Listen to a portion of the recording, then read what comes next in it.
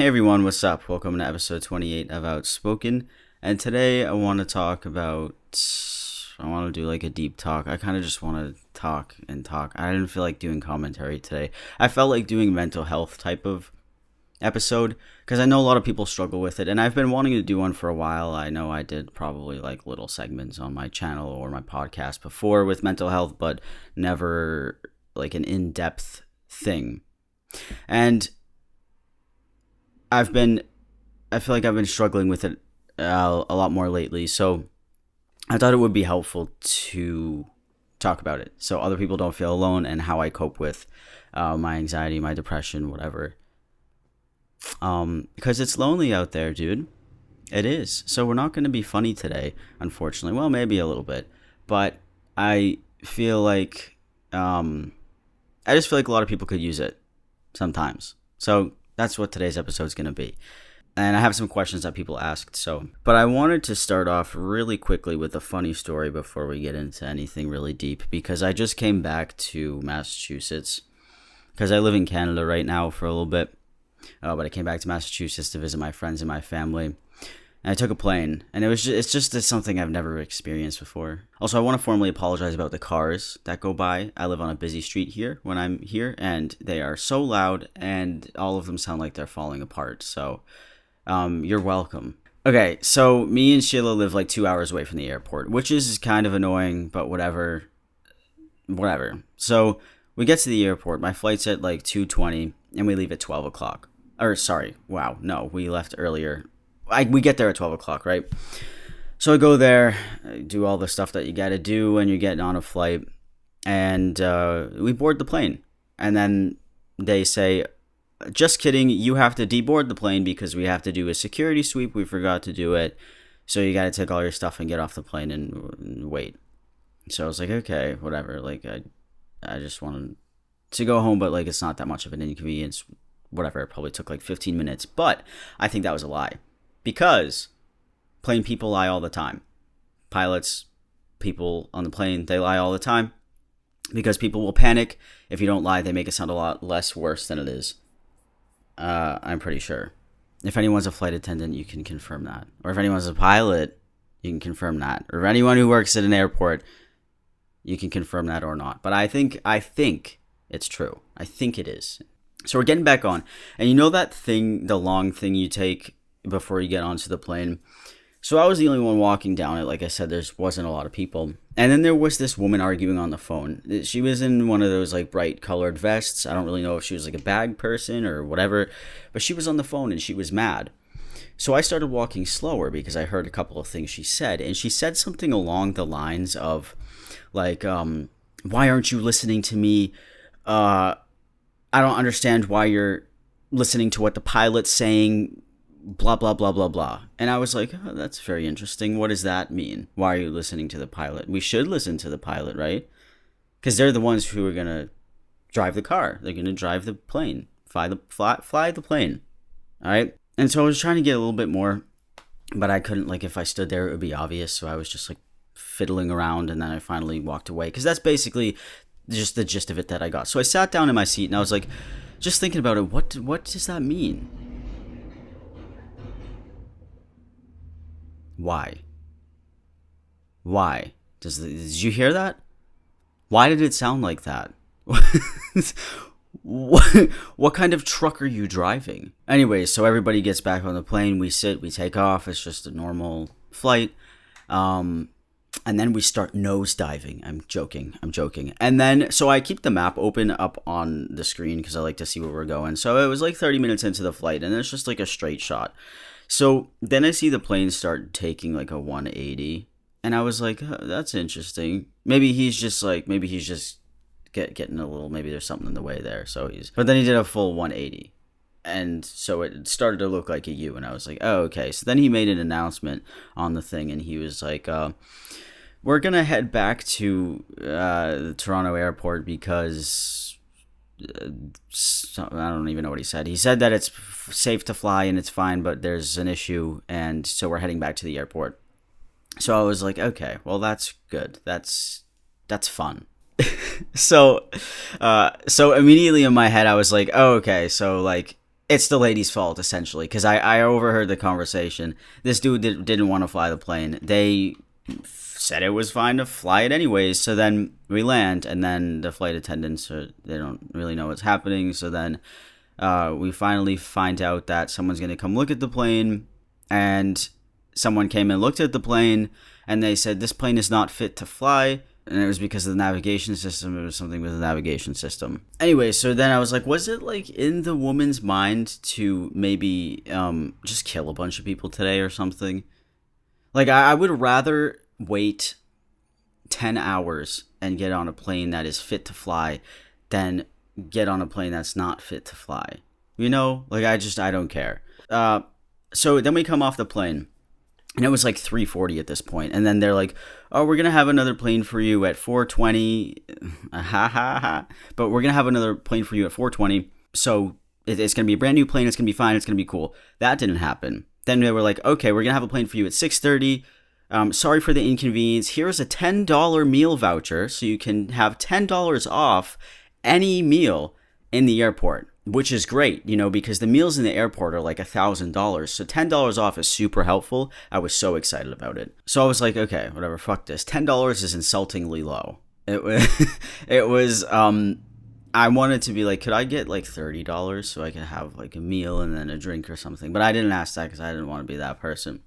And everyone else, most people took their voucher. Some people were throwing fits. And, so I walk around the airport, there's no restaurants open. Okay, then there's like this one restaurant, the only restaurant that's open. And the menu just had a bunch of stuff on it that looked like it would give me heartburn. And then stuff that I just wouldn't eat. There was like beet salad or something, and then, or like arugula, I don't really know. Which is good and healthy for you, but I didn't. So then I just ended up getting like a $23 burger and fries. And then I got a beer because I was bored. And that thing was huge. I kept drinking it and it wasn't going down. I couldn't even finish it. I was sitting there for an hour. I don't know what kind of special cup that is, but at least I didn't get scammed. So then I ate the meal, whatever, and then went back in time for my 6:30 flight. Then it was delayed for like another hour, and we finally got in the air. Finally got to Boston. It was 9:30 or something. So I was tired, and it just sucked. And I thought that was a great experience to share with all of you because it just sucked. And the first thing I thought about was talking about it on my podcast, even if it puts you to sleep. So, by the way, they gave us all a $100 gift card, I guess, to get for the inconvenience, which was nice because like a $10 meal voucher was kind of, it made me laugh. Like I laughed to myself. I was, what am I going to do with $10 to get a Frappuccino at Starbucks? Because the Frappuccinos at Starbucks in the airport are like $7. And then also you're in Canada, so it's even more expensive. All right, that was my story. So now let's get into the deep stuff, okay? So this is just, I didn't feel like doing a commentary. I haven't felt like filming, okay? And that's not me. That's not me at all. I will film like from 10 a.m. to 10 p.m. I love what I do. And I was like, that's very interesting. Why don't I feel like doing those things? It's probably my mental health. There's probably something going on there. And so that's kind of what sparked me to do this. I haven't posted a video in like 10 days. And I don't even remember the last time I did that. That had to be years ago. Today's episode is sponsored by HelloFresh. With HelloFresh, you get fresh, pre-measured ingredients and seasonal recipes delivered right to you. Forget about going to the grocery store and dealing with annoying people and count on HelloFresh to make home cooking easy, fun, and affordable. And that's why it's America's #1 meal kit. With HelloFresh, you get fresh, pre-measured ingredients and seasonal recipes delivered right to you. Forget about going to the grocery store and dealing with annoying people, and count on HelloFresh to make home cooking easy, fun, and affordable. And that's why it's America's #1 meal kit. HelloFresh offers 50 menu and market items each week, including ready-to-eat salads, sandwiches, and soups. HelloFresh also offers the flexibility you need to easily customize your order on the app within minutes. Easily change your delivery day, food preferences, plan size, or skip a week whenever you need to. Go to HelloFresh.com/outspoken14 and use code outspoken14 for up to 14 free meals plus free shipping. Again, that is HelloFresh.com/outspoken14 and use code outspoken14 for up to 14 free meals plus free shipping. So I was just sitting there and thinking, 2020, I think really took a toll on a lot of people's mental health. I think it also opened up a lot of people's minds to how they view the world, right? Because everyone was working their jobs, they were doing this, they were doing that, they were always doing something, and then everything stopped. Everyone stopped and thought for a second. They were like, well, this is fucking bullshit, dude. This is bullshit, and I'm over it. And then everyone kind of just like, I feel like it was a universal experience almost.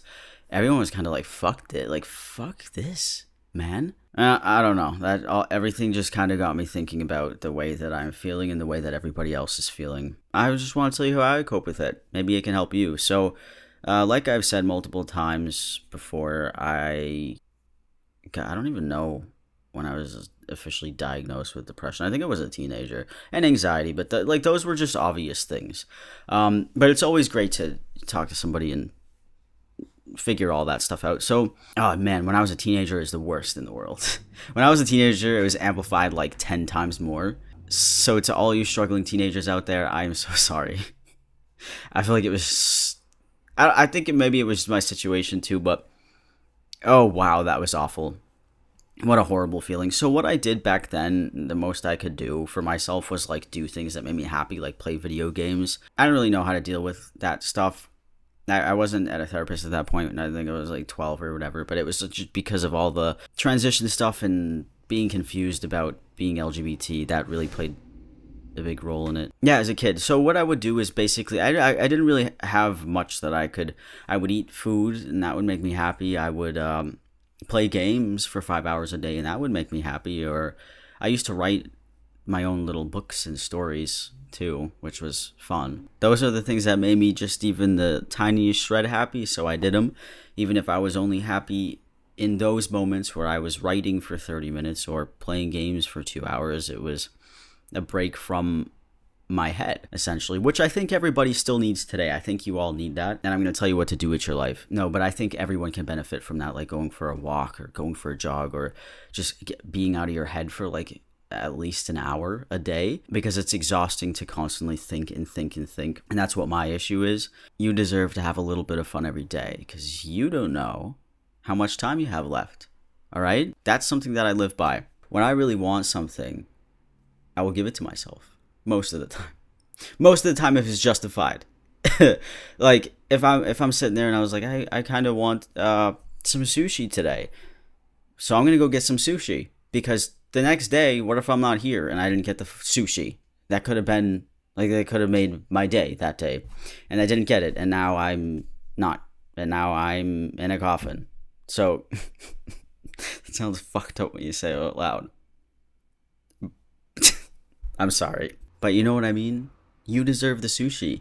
So go get the sushi. Unless you can't pay for your rent, don't get the sushi. Then it would make sense then.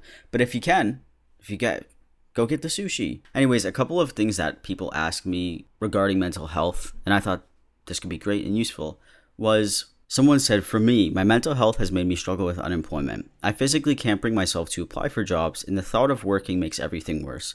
Any advice for that or things to help cope?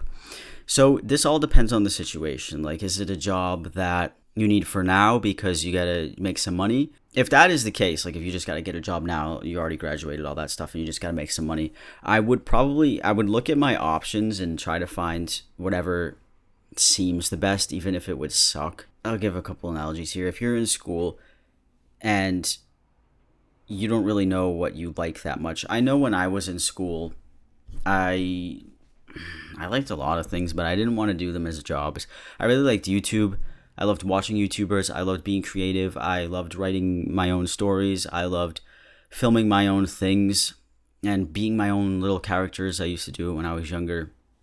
And I was like, well, that's kind of a hobby. It'll never be a career, and no one's going to ever take it seriously. So I should probably start thinking about, what to do as an actual career.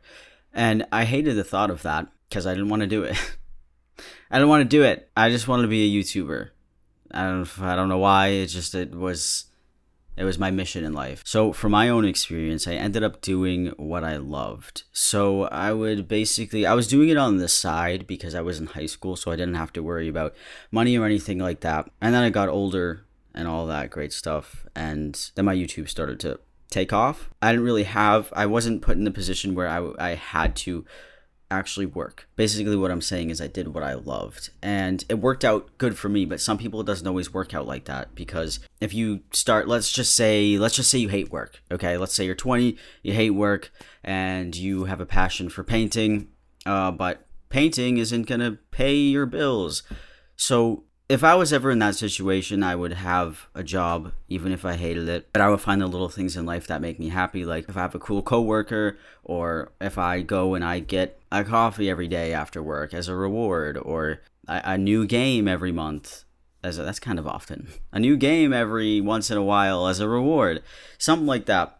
And I would take what I really love to do and have it on the side. Right, so if I love to paint and I actually wanted to like sell paintings or put them in art shows, I would start working on that as much as I could.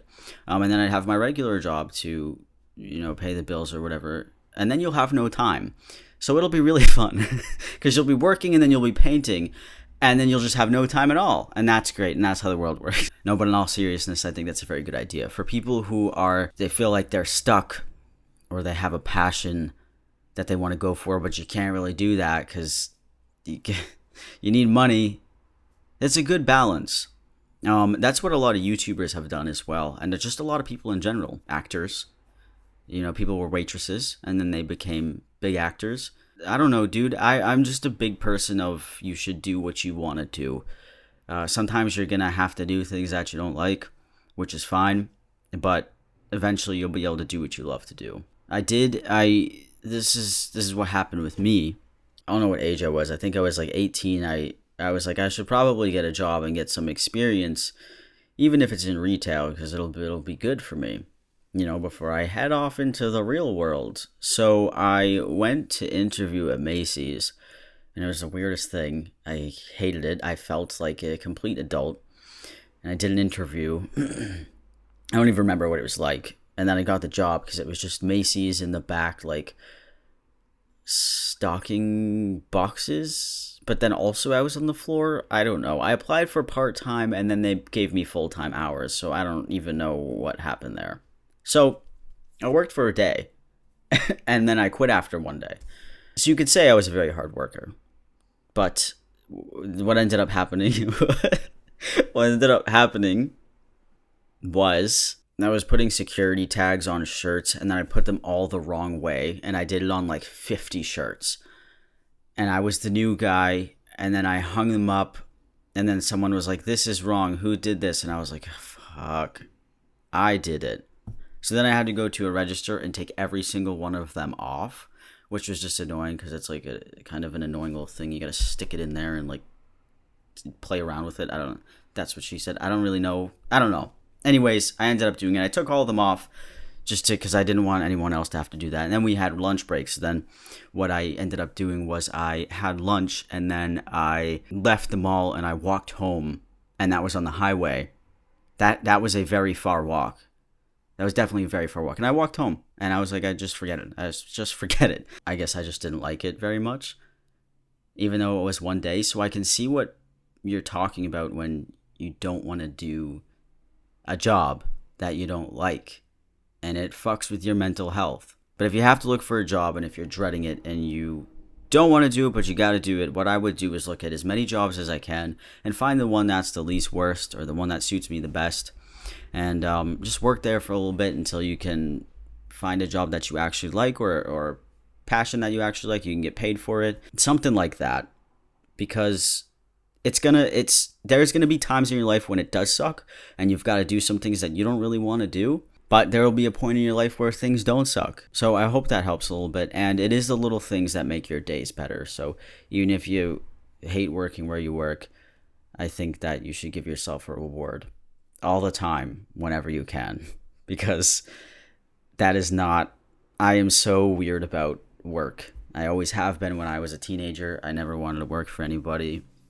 I was one of those people, okay?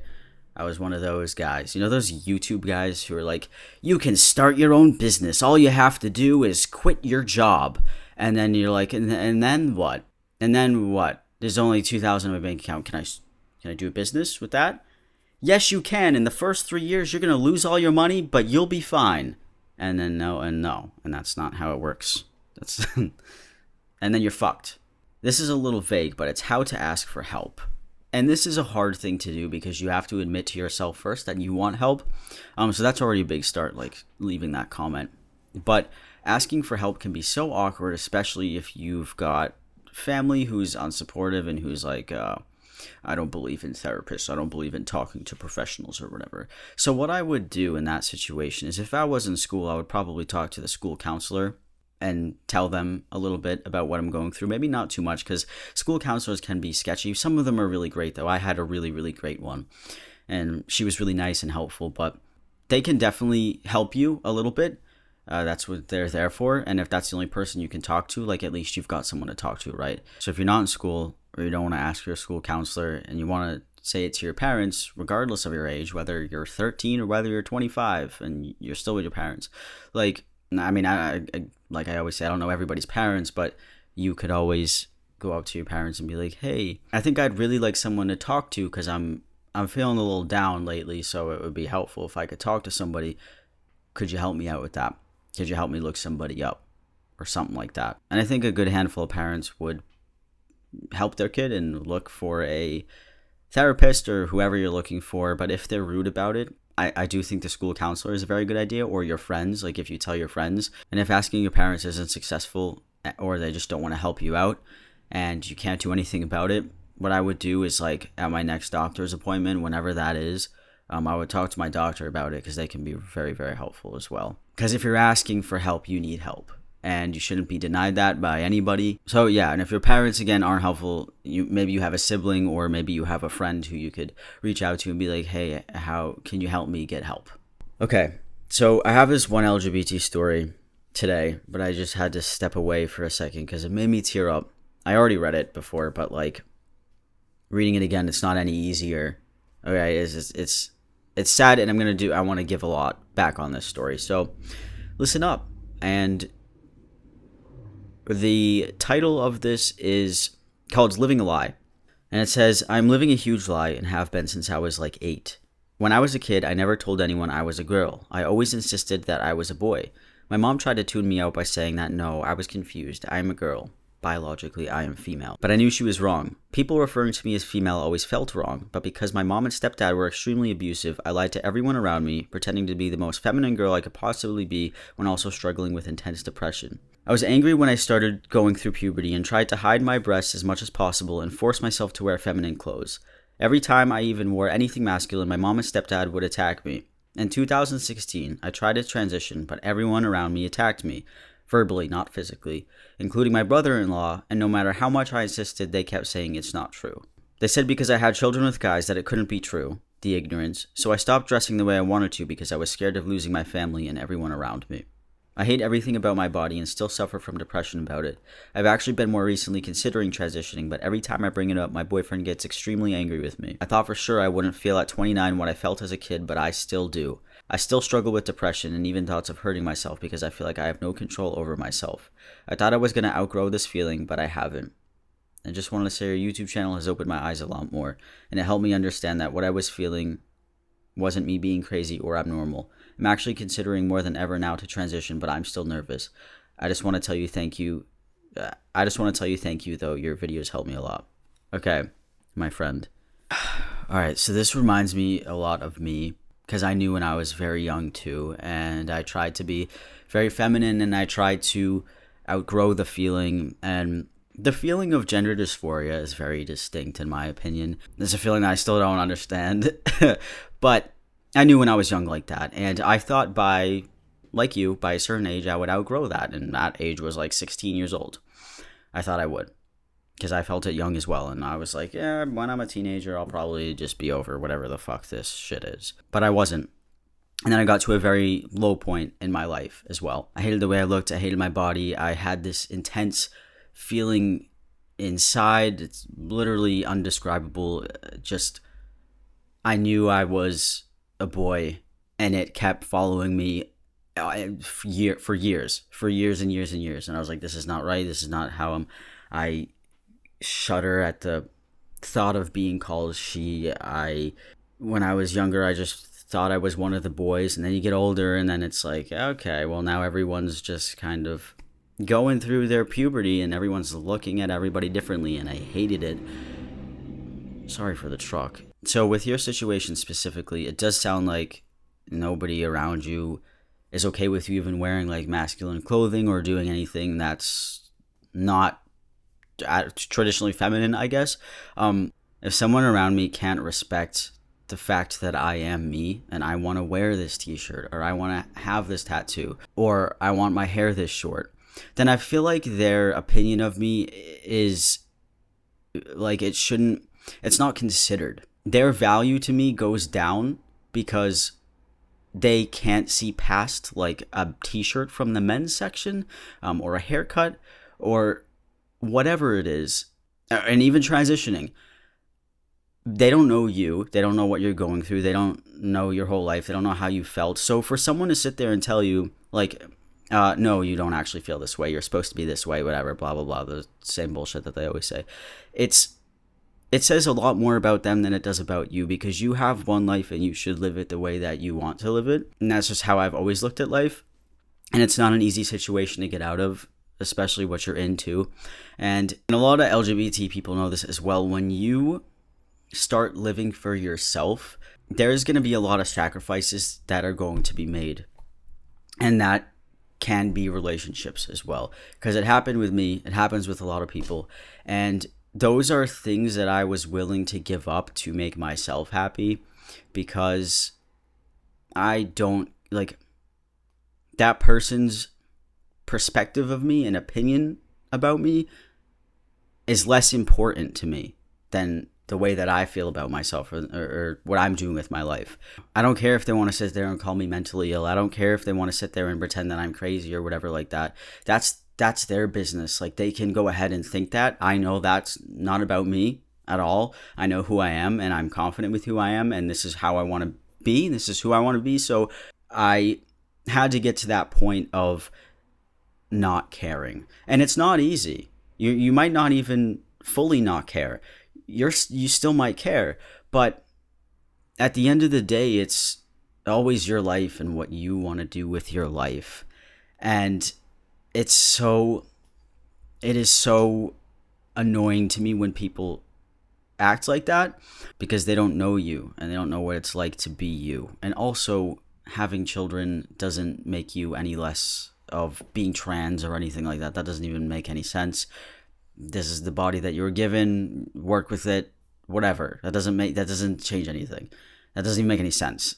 Trans people have kids all the time, so he just doesn't know what he's talking about. But yeah, I think that, and this goes in general for everybody, I think that everyone deserves to be with somebody who supports them in what they want to do and doesn't get angry at them for it. So, like, if Sheila wanted to become a full-time gamer, I'd be like, yeah, go be a full-time gamer. If Sheila wanted to wear a jumpsuit, that's her new fashion, I'd be like, you wear the jumpsuit, just because, like, I love her and I care about her, and she can do what she wants to do. You know, it's not going to make my perception of her any different.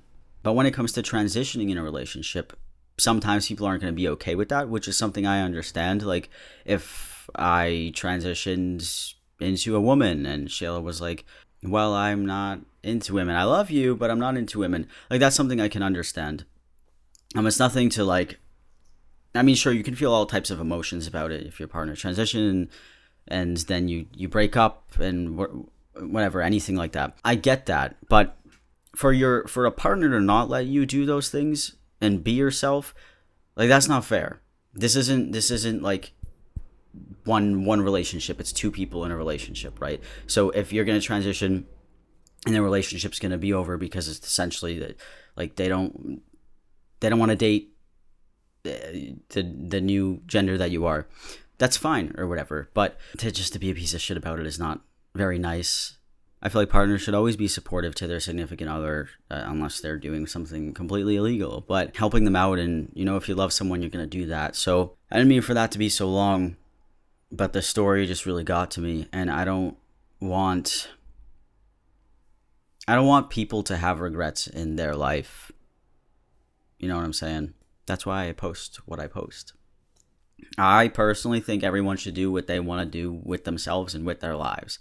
regardless of what other people think. And like I said, it's going to be hard. It's not an easy thing, but you get to a point where you're like, I just fuck it, and I'm going to do this for me, and I'm going to live for me.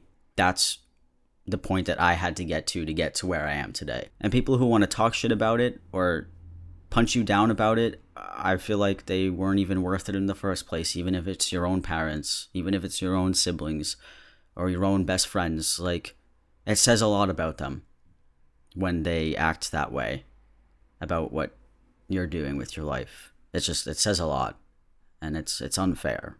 I hope that helps, and I hope you do what you want to do. Stay safe, though. If you have any stories that you would like to submit, you can submit them to outspokensam@gmail.com. I was thinking of doing a full episode of LGBTQ stories. I feel like that could be fun at one point, because there's a lot of them, and they're all, sometimes they take 5 to 10 minutes to read and talk about. So I think that could be fun. Let me know what you think about that, and I'll see you all next week with a new episode. Thank you for listening. And do one thing today that'll make you happy, even if it takes 5 minutes. Just do it.